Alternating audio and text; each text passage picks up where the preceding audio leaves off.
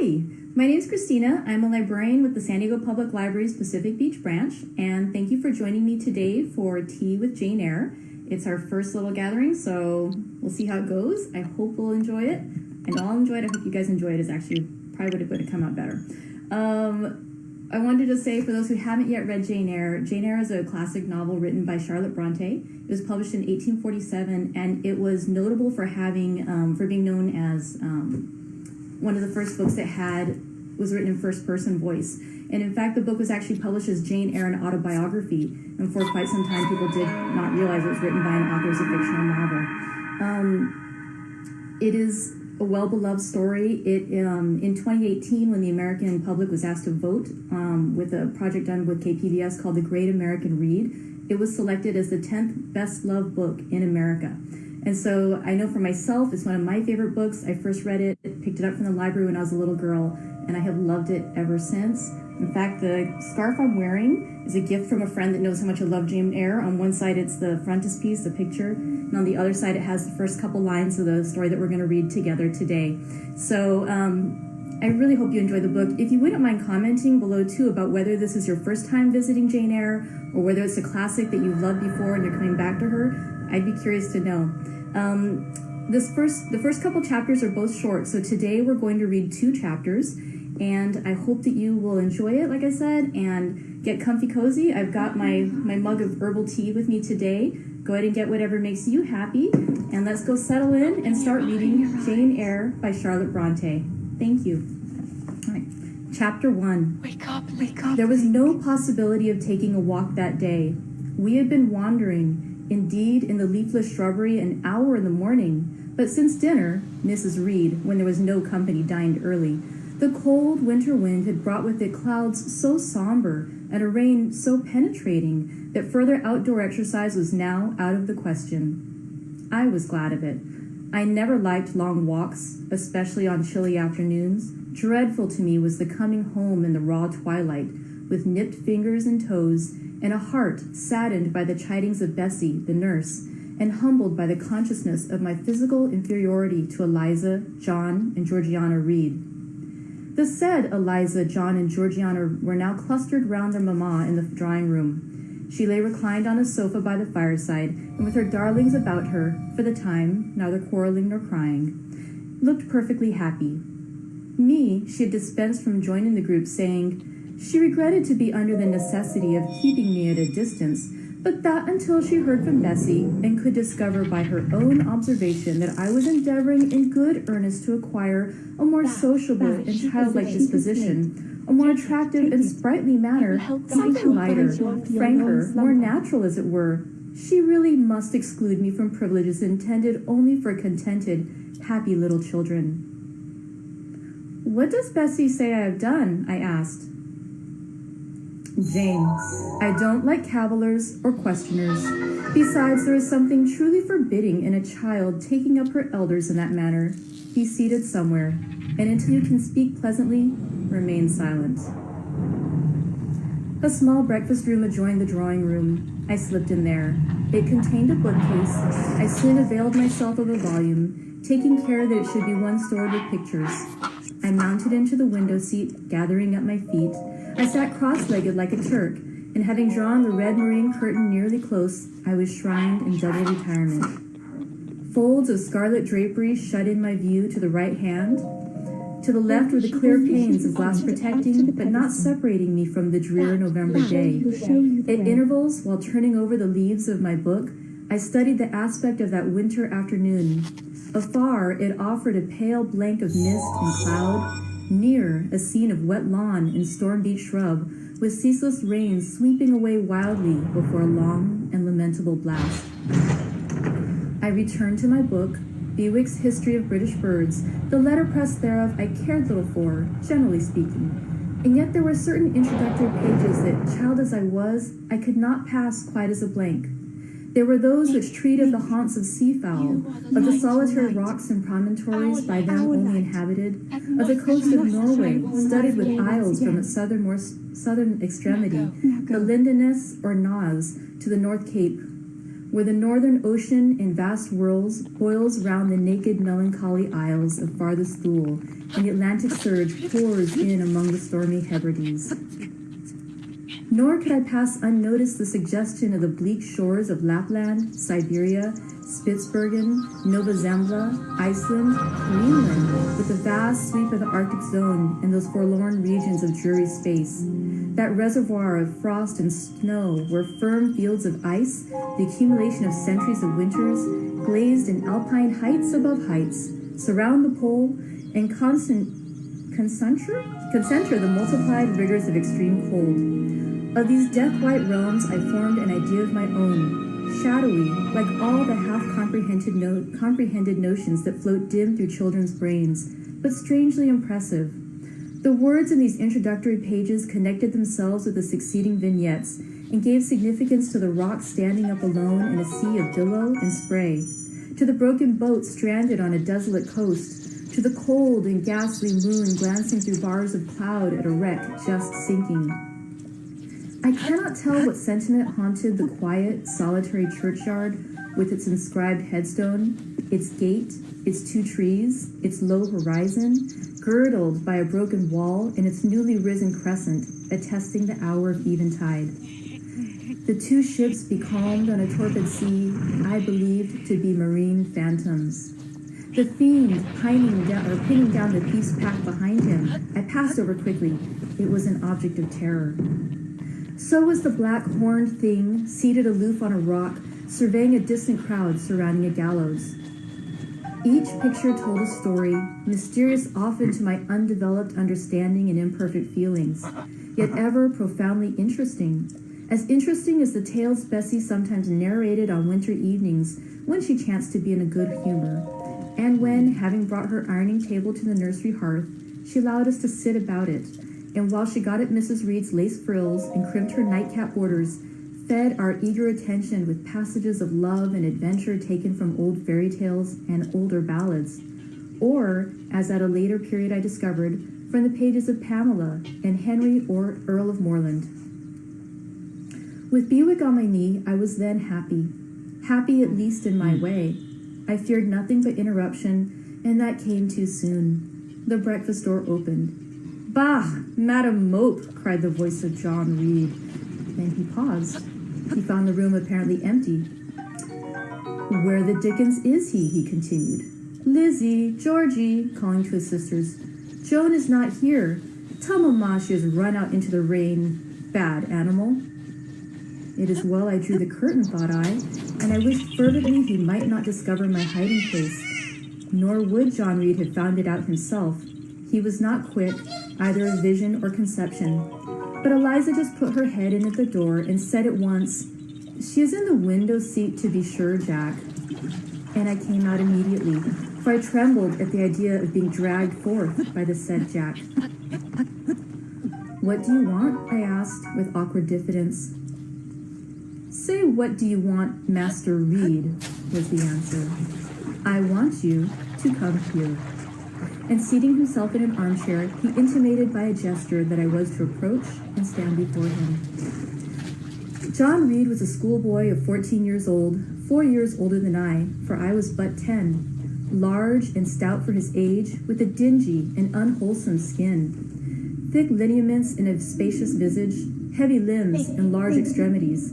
He gorged himself habitually at table, which made him bilious, and gave him a dim and bleared eye and flabby cheeks. He ought now to have been at school, but his mamma had taken him home for a month or 2, on account of his delicate health. Mr. Miles, the master, affirmed that he would do very well if he had fewer cakes and sweetmeats sent him from home, but the mother's heart turned from an opinion so harsh and inclined rather to the more refined idea that John's sallowness was owing to over-application and perhaps to pining after home. John had not much affection for his mother and sisters, and an antipathy to me. He bullied and punished me, not 2 or 3 times in the week, nor once or twice in the day, but continually. Every nerve I had feared him, and every morsel of flesh on my bones shrunk when he came near. There were moments when I was bewildered by the terror he inspired, because I had no appeal whatever against either his menaces or his inflictions. The servants did not like to offend their young master by taking my part against him, and Mrs. Reed was blind and deaf on the subject. She never saw him strike or heard him abuse me, though he did both now and then in her very presence, more frequently, however, behind her back. Habitually obedient to John, I came up to his chair. He spent some 3 minutes in thrusting out his tongue at me as far as he could without damaging the roots. I knew he would soon strike, and while dreading the blow, I mused on the disgusting and ugly appearance of him who would presently deal it. I wonder if he read that notion on my face, for all at once, without speaking, he struck suddenly and strongly. I tottered, and on regaining my equilibrium, retired back a step or two from his chair. "That is for your impudence in answering Mamma a while since," said he, "and for your sneaking way of getting behind curtains, and for the look you had in your eyes 2 minutes since, you rat." Accustomed to John Reed's abuse, I never had an idea of replying to it. My care was how to endure the blow which would certainly follow the insult. "What were you doing behind the curtain?" he asked. "I was reading." "Show the book." I returned to the window and fetched a thence. "You have no business to take our books. You are a dependent, Mamma says. You have no money. Your father left you none. You ought to beg and not to live here with gentlemen's children like us, and eat the same meals we do, and wear clothes at our mamma's expense. Now I'll teach you to rummage my bookshelves, for they are mine. All the house belongs to me, or will do in a few years. Go and stand by the door, out of the way of the mirror and the windows." I did so, not at first aware what was his intention, but when I saw him lift and poise the book, and stand in act to hurl it, I instinctively started aside with a cry of alarm. Not soon enough, however, the volume was flung, it hit me, and I fell, striking my head against the door and cutting it. The cut bled, the pain was sharp. My terror had passed its climax, other feelings succeeded. "Wicked and cruel boy," I said, "you are like a murderer. You are like a slave driver. You are like the Roman emperors." I had read Goldsmith's History of Rome and had formed my opinion of Nero, Caligula, etc. Also, I had drawn parallels in silence, which I had never thought thus to have declared aloud. "What? What?" he cried. "Did she say that to me? Did you hear her, Eliza and Georgiana? Won't I tell Mamma? But first—" He ran headlong at me. I felt him grasp my hair and my shoulder. He had closed with a desperate thing. I really saw in him a tyrant, a murderer. I felt a drop or two of blood from my head trickle down my neck, and was sensible of some pungent suffering. These sensations for the time predominated over fear, and I received him in frantic sort. I don't very well know what I did with my hands, but he called me rat, rat, and bellowed out aloud. Aid was near him. Eliza and Georgiana had run from Mrs. Reed, who had gone upstairs. She now came upon the scene, followed by Bessie and the maid Abbott. We were parted, and I heard the words, "Dear, dear, what a fury to fly at Master John! Did anybody see such a picture of passion?" And then Mrs. Reed subjoined, "Take her away to the Red Room and lock her in there." 4 hands were immediately laid upon me, and I was borne upstairs. Whew. Okay, chapter 2.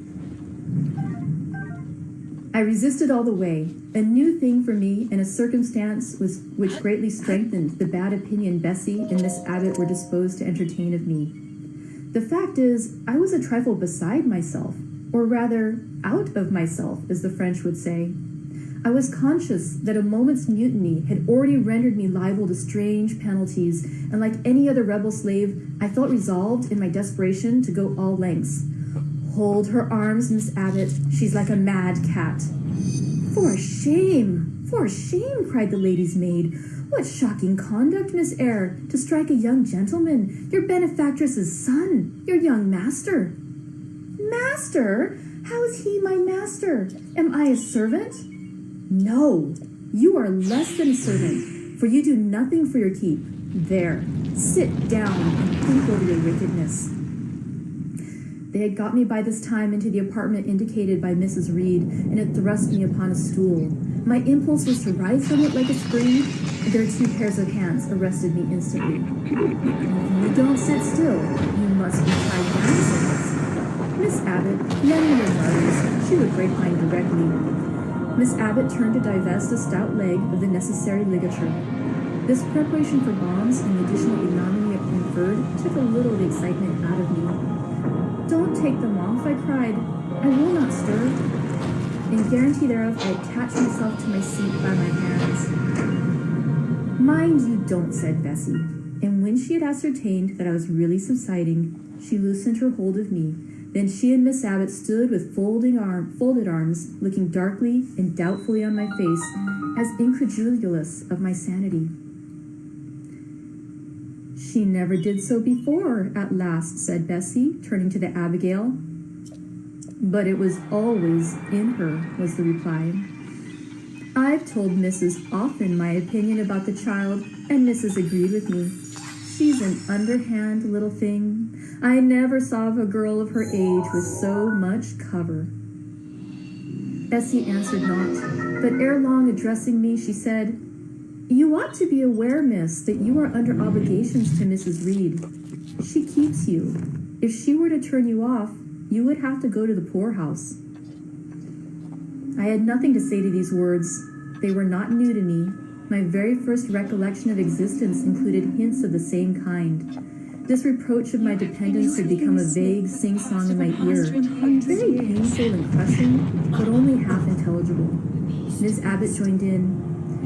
And you ought not to think yourself on an equality with the Mrs. Reed and Master Reed, because Mrs. kindly allows you to be brought up with them. They will have a great deal of money, and you will have none. It is your place to be humble and to try to make yourself agreeable to them. What we tell you is for your good, added Bessie in no harsh voice. You should try to be useful and pleasant, then perhaps you would have a home here. But if you are passionate and rude, Mrs. will send you away, I am sure. Besides, said Miss Abbott, God will punish her. He might strike her dead in the midst of her tantrums, and then where would she go? Come, Bessie, we will leave her. I wouldn't have her heart for anything. Say your prayers, Miss Eyre, when you are by yourself, for if you don't repent, something bad might be permitted to come down the chimney and fetch you away. They went, shutting the door and locking it behind them. The bedroom was a spare chamber, very seldom slept in. I might say never indeed, unless when a chance influx of visitors at Gateshead Hall rendered it necessary to turn to account all the accommodation it contained.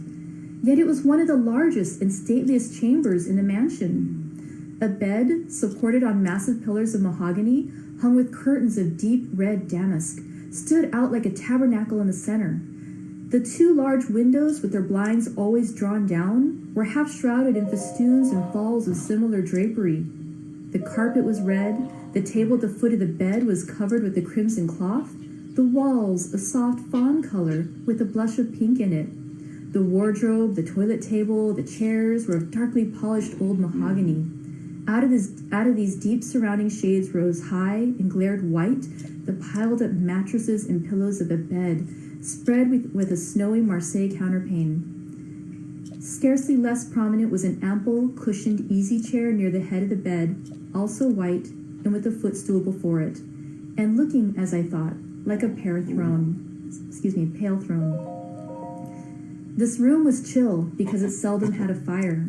It was silent because remote from the nursery and kitchens, solemn because it was known to be so seldom entered.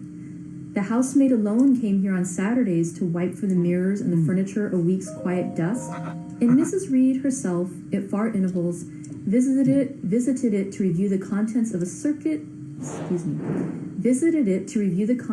certain secret drawer in the wardrobe, where were stored divers parchments, her jewel casket, and a miniature of her deceased husband. And in those last words lies the secret of the Red Room, the spell which kept it so lonely in spite of its grandeur. Mr. Reed had been dead 9 years. It was in this chamber he breathed his last. Here he lay in state. Hence his coffin was borne by undertakers' men, and since that day, a sense of dreary consecration had guarded it from frequent intrusion. My seat, to which Bessie and the bitter Miss Abbott had left me riveted, was a low ottoman near the marble chimney-piece. The bed rose before me. To the right hand there was the high, dark wardrobe with subdued, broken reflections varying the gloss of its panels. To my left were the muffled windows. A great looking-glass between them repeated the vacant majesty of the bed and room. I was not quite sure whether they had locked the door, and when I dared move, I got up and went to see. Alas, yes, no jail was ever more secure.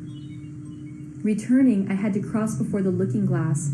My fascinated glance involuntarily explored the depth it revealed. All looked colder and darker in that visionary hollow than in reality, and the strange little figure there gazing at me, with the white face and arms specking the gloom, and glittering eyes of fear moving where all else was still, had the effect of a real spirit. I thought it like one of the tiny phantoms, half fairy, half imp, Bessie's evening stories represented, as coming up out of lone, ferny dells, in moors, and appearing before the eyes of belated travelers. I returned to my stool. Superstition was with me at that moment, but it was not yet her hour for complete victory. My blood was still warm. The mood of the revolted slave was still bracing me with its bitter vigor. I had to stem a rapid rush of retrospective thought before I quailed to the dismal present. All John Reed's violent tyrannies, all his sister's proud indifference, all his mother's aversion, all the servants' partiality, turned up in my disturbed mind like a dark deposit in a turbid well. Why was I always suffering, always browbeaten, always accused, forever condemned? Why could I never please? Why was it useless to try to win anyone's favor? Eliza, who was headstrong and selfish, was respected. Georgiana, who had a spoiled temper, a very acrid spite, captious and insolent carriage, was universally indulged. Her beauty, her pink cheeks and golden curls, seemed to give delight to all who looked at her, and to purchase indemnity for every fault.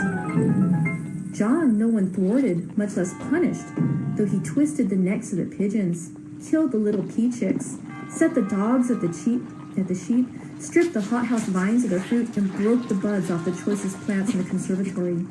He called his mother old girl, too, sometimes reviled her for her dark skin, similar to his own, bluntly disregarded her wishes, not unfrequently tore and spoiled her silk attire, and he was still her own darling. I dared commit no fault. I strove to fulfill every duty, and I was termed naughty and tiresome, sullen and sneaking, from morning to noon and from noon till night. My head still ached and bled with the blow and fall I had received. No one had reproved Sean for wantonly striking me, and because I had turned against him to avert further irrational violence, I was loaded with general opprobrium. Unjust, said my reason, forced by the agonizing stimulus of the precocious or transitory power, and resolve, equally wrought up, instigated some strange expedient to achieve escape from insupportable oppression, as running away, or if that could not be effected, never eating or drinking more, and letting myself die. What a consternation of soul was mine that dreary afternoon, how all my brain was in tumult, and all my heart in insurrection. Yet in what darkness, what dense ignorance was the mental battle fought? I could not answer the ceaseless inward question, why I thus suffered. Now, at the distance of, I will not say how many years, I see it clearly. I was a discord in Gateshead Hall. I was like nobody there. I had nothing in harmony with Mrs. Reed or her children or her chosen vassalage. If they did not love me, in fact, as little did I love them. They were not bound to regard with affection a thing they could not sympathize with one among them. A heterogeneous thing, opposed to them in temperament, in capacity, in propensities. A useless thing, incapable of serving their interest or adding to their pleasure. A noxious thing, cherishing the germs of indignation at their treatment, of contempt at their judgment. I know that, Had I been a sanguine, brilliant, careless, exacting, handsome, romping child, though equally dependent and friendless, Mrs. Reed would have endured my presence more complacently. Her children would have entertained for me more of the cordiality of fellow feeling. The servants would have been less prone to make me the scapegoat of their nursery. Daylight began to forsake the red room. It was past 4 o'clock, and the beclouded afternoon was tending to drear twilight. I heard the rain still beating continuously on the staircase window, and the wind howling in the grove behind the hall. I grew by degrees cold as a stone, and then my courage sunk. My habitual mood of humiliation, self-doubt, forlorn depression fell damp on the embers of my decaying ire. All said I was wicked, and perhaps I might be. What thought I had been but just conceiving of starving myself to death? That certainly was a crime. And was I fit to die? Or was the vault under the chancel of Gateshead Church an inviting bourne? In such vault, I had been told, did Mr. Reed lie buried, and led by this thought to recall his idea, I dwelt on it with gathering dread. I could not remember him, but I knew that he was my own uncle, my mother's brother, that he had taken me when a parentless infant to his house, and that in his last moments he had required a promise of Mrs. Reed that she would rear and maintain me as one of her own children. Mrs. Reed probably considered she had kept this promise, and so she had, I dare say, as well as her nature would permit her. But how could she really like an interloper not of her race and connected with her after her husband's death by any tie? It must have been irksome to find herself bound by a hard-wrung pledge to stand in the stead of a parent to a strange child she could not love, and to see an uncongenital alien permanently introduced onto her own family group. A singular notion dawned on me. I doubted not, had never doubted, that if Mr. Reed had been alive, he would have treated me kindly. And now as I sat looking at the white bed and overshadowed walls, occasionally also turning a fascinated eye toward the dimly gleaming mirror, I began to recall what I had heard of dead men, troubled in their graves by the violation of their last wishes, revisiting the earth to punish the perjured and avenge the oppressed. And I thought Mr. Reed's spirit, harassed by the wrongs of his sister's child, might quit its abode, whether in the church vault or in the unknown world of the departed, and rise before me in this chamber. I wiped my tears and hushed my sobs, fearful lest any sign of violent grief might waken a preternatural force to comfort me, or elicit from the gloom some haloed face bending over me with strange pity. This idea, consolatory in theory, I felt would be terrible if realized. With all my might, I endeavored to stifle it. I endeavored to be firm. Shaking my hair from my eyes, I lifted my head and tried to look boldly round the room. At this moment, a light gleamed on the wall.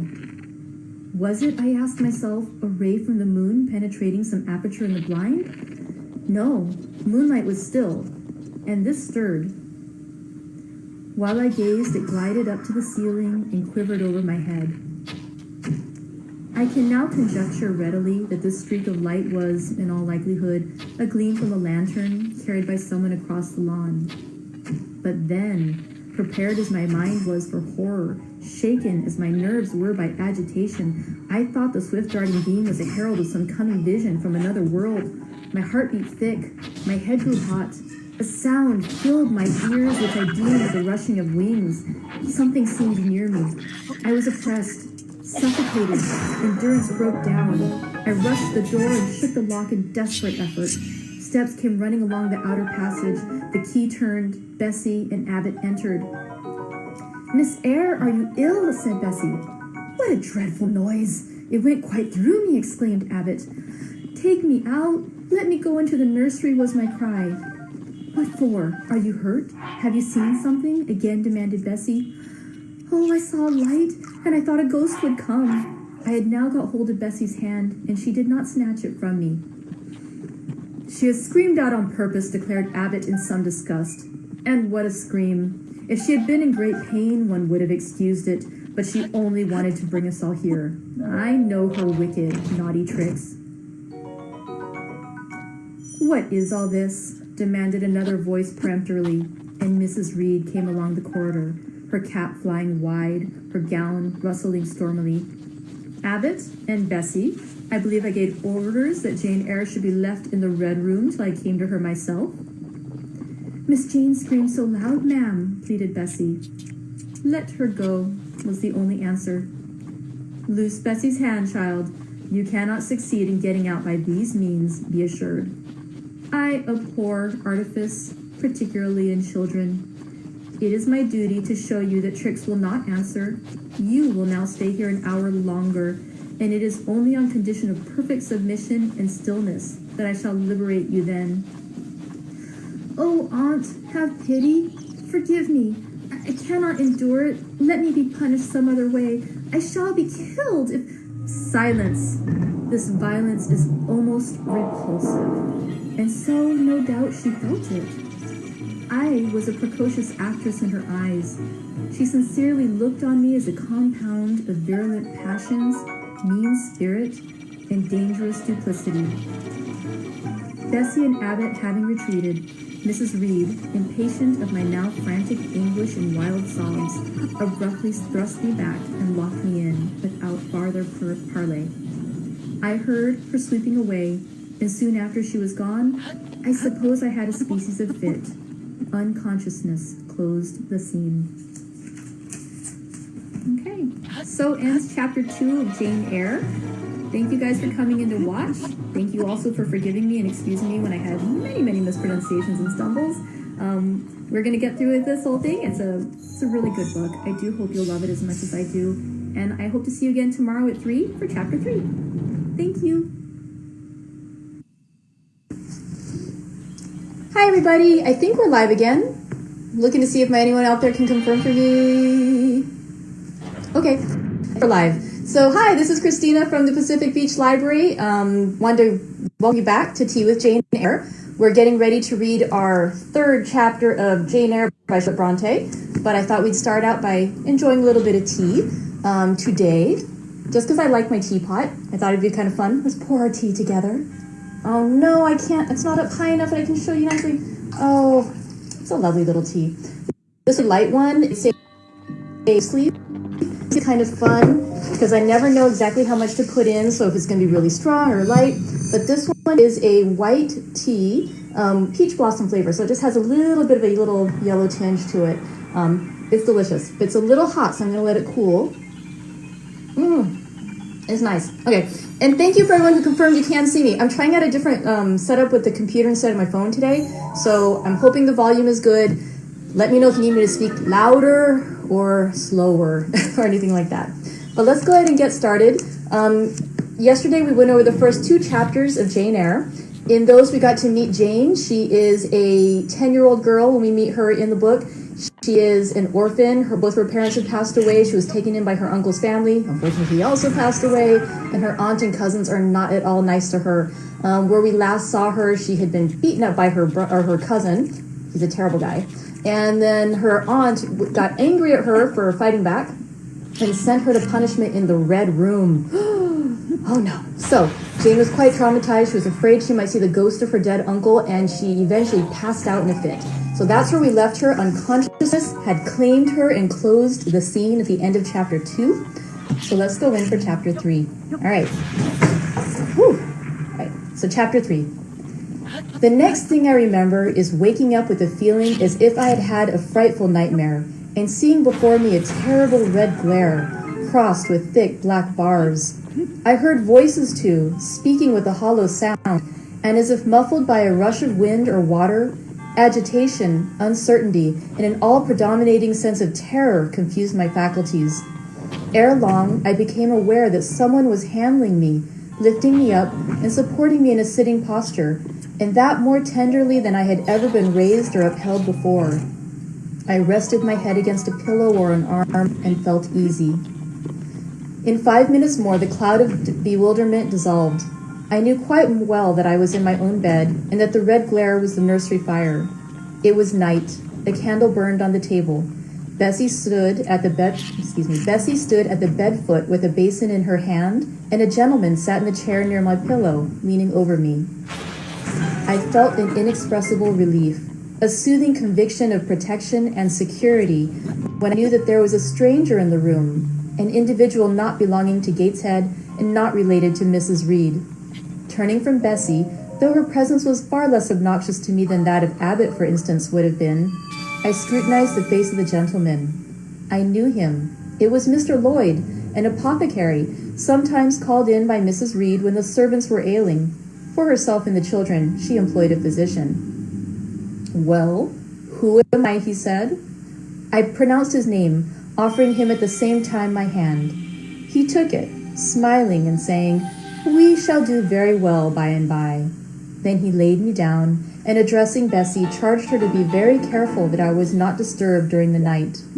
Having given some further directions and intimated that he should call again the next day, he departed, to my grief.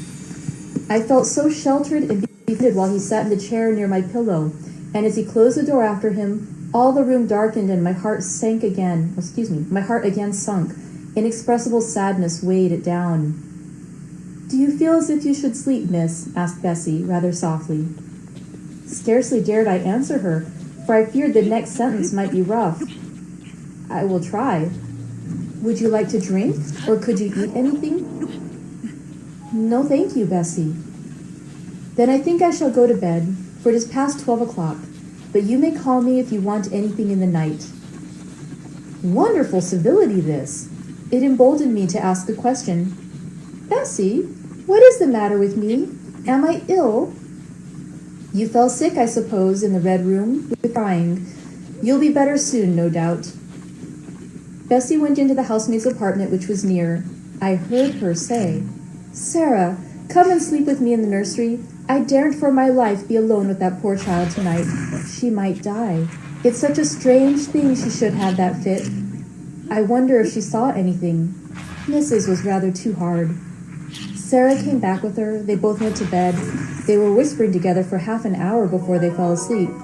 I caught scraps of the conversation, from which I was only able too distinctly to infer the main subject discussed. Something passed her, all dressed in white, and vanished. A great black dog behind him. 3 loud raps on the chamber door. A light in the churchyard just over his grave, etc., etc. At last, both slept. The fire and the candle went out. For me, the watches of that long night passed in ghastly wakefulness. Ear, eye, and mind were alike strained by dread, such dread as children only can feel. No severe or prolonged bodily illness followed this incident of the Red Room. It only gave my nerves a shock, of which I feel reverberation to this day. Yes, Mrs. Reed, to you I owe some fearful pangs of mental suffering. But I ought to forgive you, for you knew not what you did. While rending my heartstrings, you thought you were only uprooting my bad propensities. Next day, by noon, I was up and dressed, and sat wrapped in a shawl by the nursery hearth. I felt physically weak and broken down, but my worst ailment was an unutterable wretchedness of mind, a wretchedness which kept drawing from me silent tears. No sooner had I wiped one salt drop from my cheek than another followed. Yet I thought I ought to have been happy, for none of the Reeds were there. They were all gone out in the carriage with their mamma. Abbott, too, was sewing in another room, and Bessie, as she moved hither and thither, putting away toys and arranging drawers, addressed to me every now and then a word of unwonted kindness. This state of things should have been to me a paradise of peace, accustomed as I was to a life of ceaseless reprimand and thankless bagging. But in fact, my racked nerves were now in such a state that no calm could soothe, and no pleasure excite them agreeably.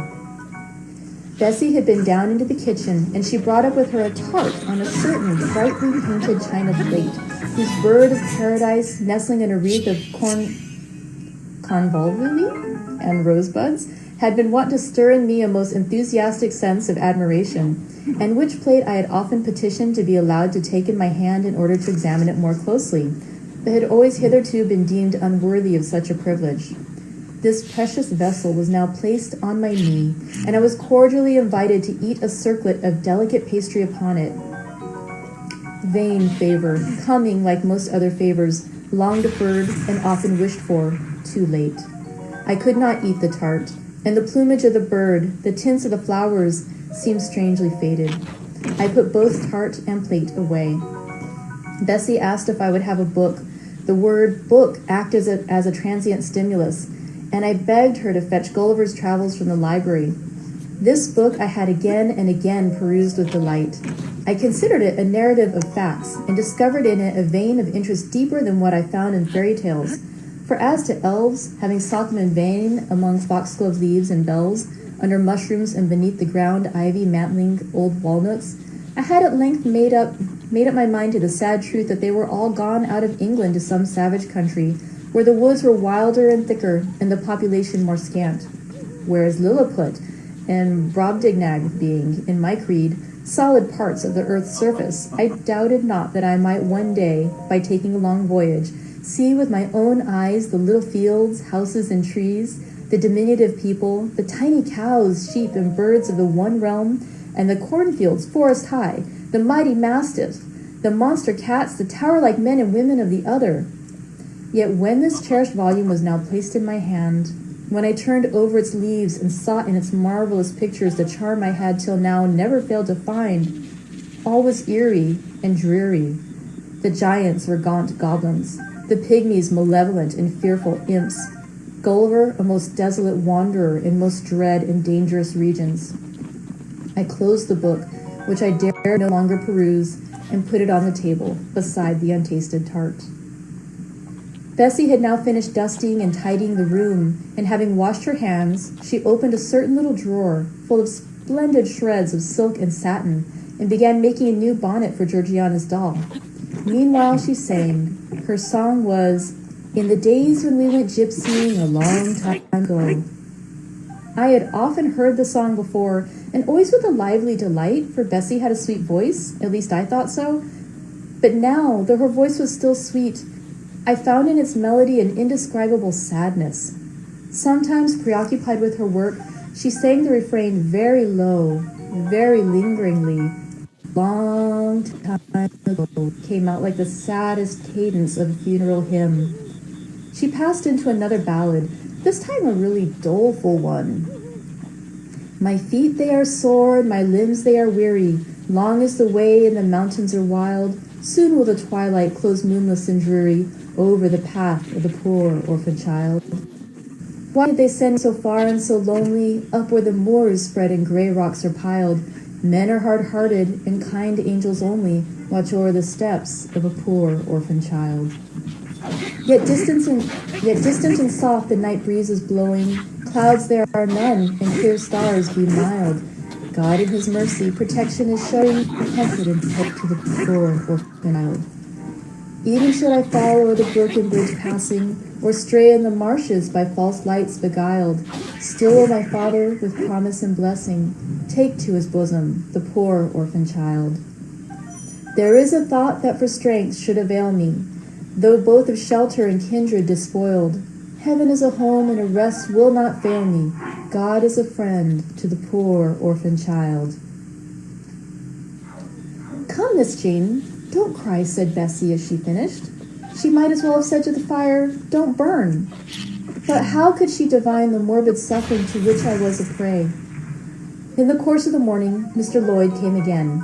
"What? Up already?" said he as he entered the nursery. "Well, nurse, how is she?" Bessie answered that I was doing very well. "Then she ought to look more cheerful. Come here, Miss Jane. Your name is Jane, is it not?" "Yes, sir, Jane Eyre." "Well, you have been crying, Miss Jane Eyre. Can you tell me what about? Have you any pain?" "No, sir." "Oh, I dare say she was crying because she could not go out with Mrs. in the carriage," interposed Bessie. "Surely not. Why, she is too old for such pettishness." I thought so too, and my self-esteem being wounded by the false charge, I answered promptly, "I never cried for such a thing in my life. I hate going out in the carriage. I cry because I am miserable." "Oh, fie, miss," said Bessie. The good apothecary appeared a little puzzled. I was standing before him. He fixed his eyes on me very steadily. His eyes were small and gray, not very bright, but I dare say I should think them shrewd now. He had a hard-featured, yet good-natured looking face. Having considered me at leisure, he said, "What made you ill yesterday?" "She had a fall," said Bessie, again putting in her word. "Fall? Why, that is like a baby again. Can't she manage to walk at her age? She must be 8 or 9 years old." "I was knocked down," was the blunt explanation jerked out of me by another pang of mortified pride. "But that did not make me ill," I added, while Mr. Lloyd helped himself to a pinch of snuff. As he was returning the box to his waistcoat pocket, a loud bell rung for the servants' dinner. He knew what it was. "That's for you, nurse," said he. "You can go down. I'll give Miss Jane a lecture till you come back." Bessie would rather have stayed, but she was obliged to go, because punctuality at meals was rigidly enforced at Gateshead Hall. "The fall did not make you ill." "What did then?" pursued Mr. Lloyd when Bessie was gone. "I was shut up in a room where there was a ghost, till after dark." I saw Mr. Lloyd smile and frown at the same time. "Ghost? Well, you are a baby after all. You are afraid of ghosts?" "Of Mr. Reed's ghost I am. He died in that room and was laid out there. Neither Bessie nor anyone else will go into it at night if they can help it. And it was cruel to shut me up alone, without a candle. So cruel that I think I shall never forget it." "Nonsense. And is it that makes you so miserable? Are you afraid now, in daylight?" "No, but night will come again before long. And besides, I am unhappy, very unhappy, for other things." "What other things? Can you tell me some of them?" How much I wished to reply fully to this question. How difficult it was to frame any answer.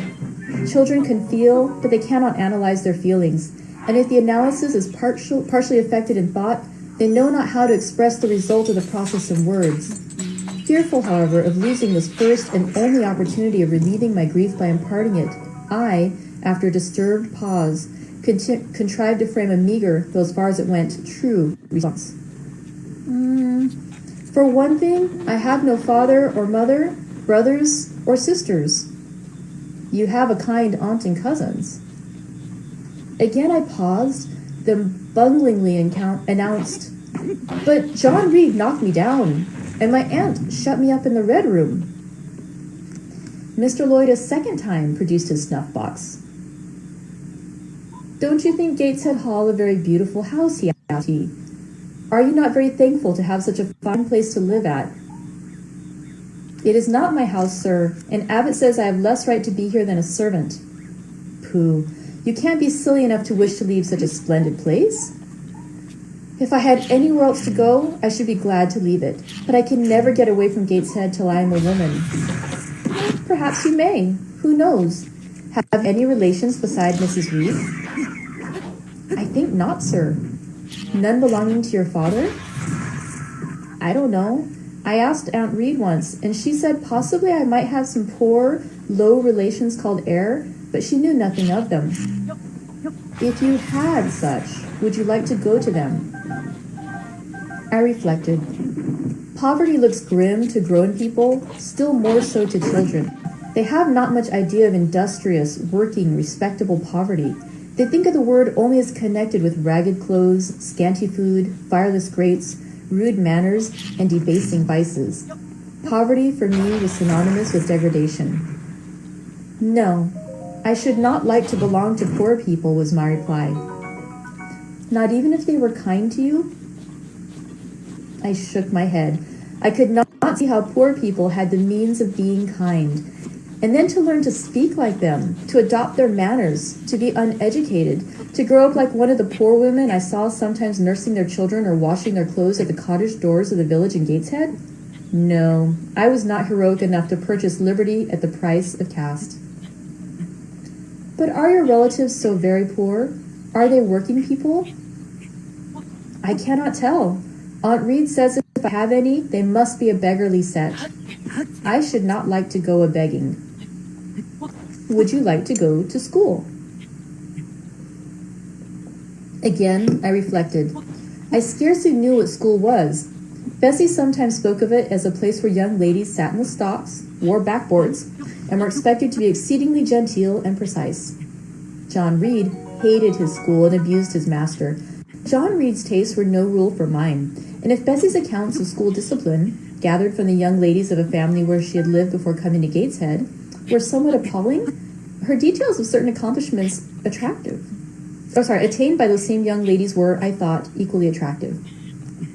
She boasted of beautiful paintings of landscapes and flowers by them executed, of songs they could sing and pieces they could play, of purses they could net, of French books they could translate, till my spirit was moved to emulation as I listened.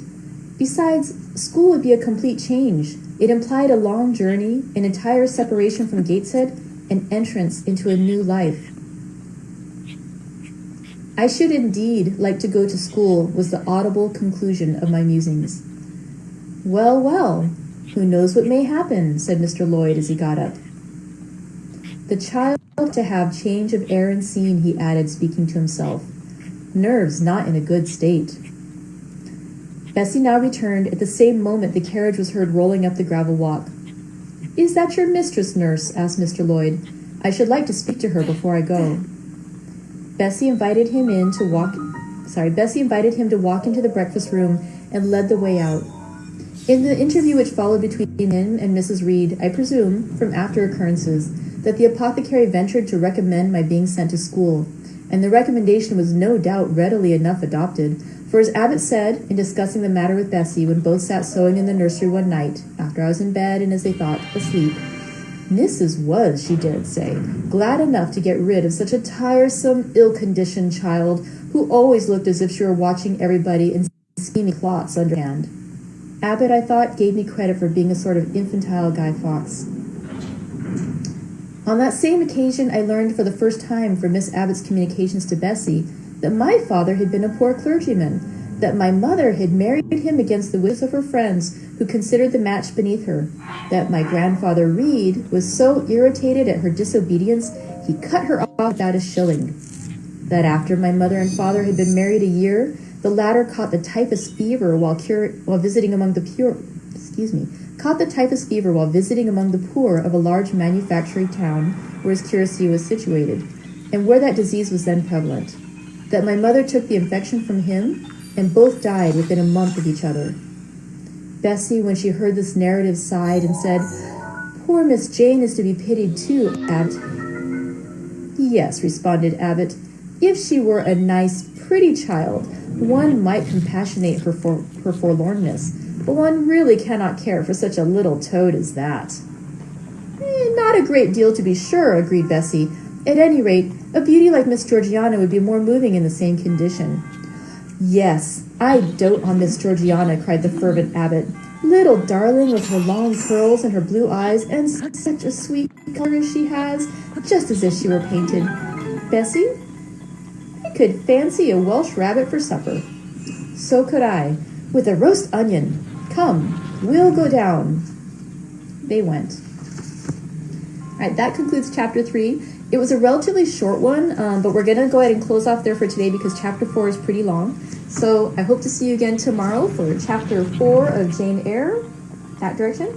Thank you very much for stopping by. And I posted a note in the comments yesterday, but if you are interested in discovering more great classic books to read, San Diego Public Library actually has 5 different online book clubs going on for adults right now. So if you want to go to sandiego.gov/book clubs, there's the announcement here about our Tea with Jane Eyre, but there's also 4 other book clubs that you can check out right now. So thank you very much for visiting today. We'll see you tomorrow. Thank you for coming to tea. Take care.